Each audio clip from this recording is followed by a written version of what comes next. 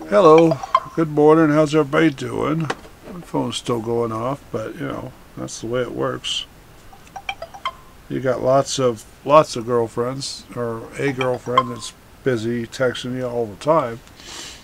Can't get a moment's peace, you know, she should be sitting here next to me, but you know, she's a little camera shy right now. So that's okay, she can do her own thing and I'll do this, and neither one of us will make any money and we'll both be happy.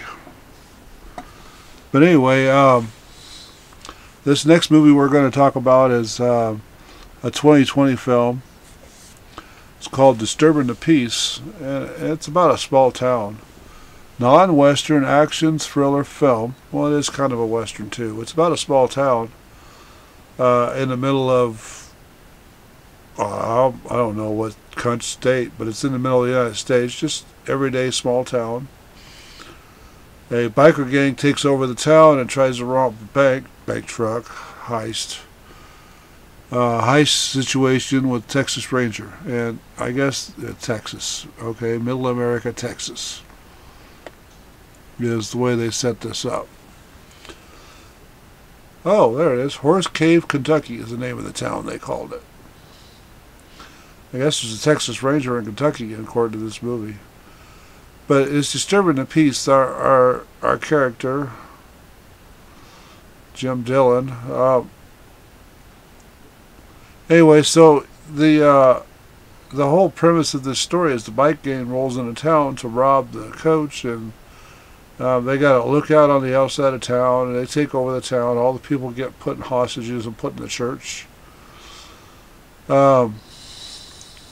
I guess the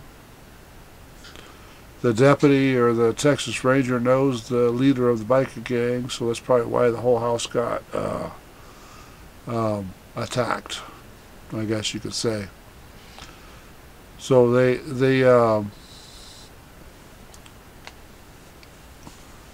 did it. They basically tried, when the armored truck got in town, they cornered it, blocked it in, and tried to steal it. The armored truck driver wouldn't get out, wouldn't open it up. They killed one of them. They blew the back doors open and took all the money, and then they had a tough time getting out because the ranger was coming after them, and it turned out to be a pretty good action film. And yes, it was kind of a cowboy movie because he was on it actually on a horse part of the movie. Turned out to be something that I'd actually watch again. It's a pretty good action film, and they fight back. The whole town fights back in Horse Cave. They take back the town. It's kind of a good versus evil triumph type of thing. Bikers all get arrested or dead. I like the dead part better, but it turned out to be a pretty good movie. There was gunplay, gunfiring, husband and wife working together to get this whole town working better. It turned out to be a really good movie, surprisingly, coming from a newer 2020. It came from Motion Pictures. Huh. The no-name picture company or movie company did it too. Anyway, so the thing run, oh, it's out of Canada, that's why. That's why it doesn't seem to have anything on it. So it was a pretty good movie, I thought. I mean, I bought it. I liked Disturbing the Peace. They advertised the heck out of it, but it didn't do too well at the box office, if I remember right. We'll look here in a minute. But it's a good movie. I liked it. They didn't give it a very good score on any of the movie things, but I definitely like it. It's worth watching over and over again. It's one of those no-name movies.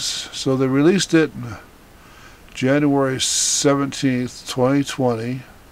It runs 91 minutes. It was Canada. They did it in English, and they made $5 million at the box office.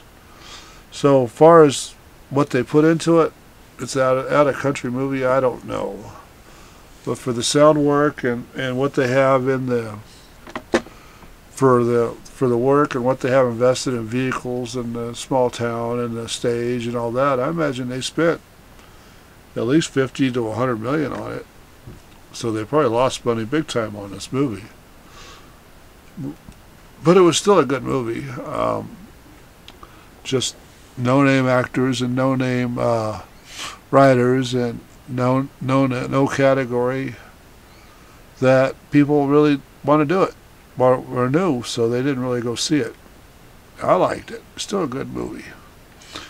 So Disturbing the Peace was one of the good movies. It's worth watching over and over again. There's still little things in the movie that you can see that are not exactly the same as... Damn, the camera makes me look fat. Got to work on that. Anyway, there's still little things if you watch it over and over again. If you pay careful attention to it, you'll find little artifacts and surprises in the movie that they missed. It was pretty good. Bikes, were probably built in the United States. It turned out to be a really good movie. I kind of liked it, so we'll go ahead and leave it at that. It's one of those movies that you got to grow on or watch for yourself to see what happens. So anyway, take care, be safe, and we'll talk to you later.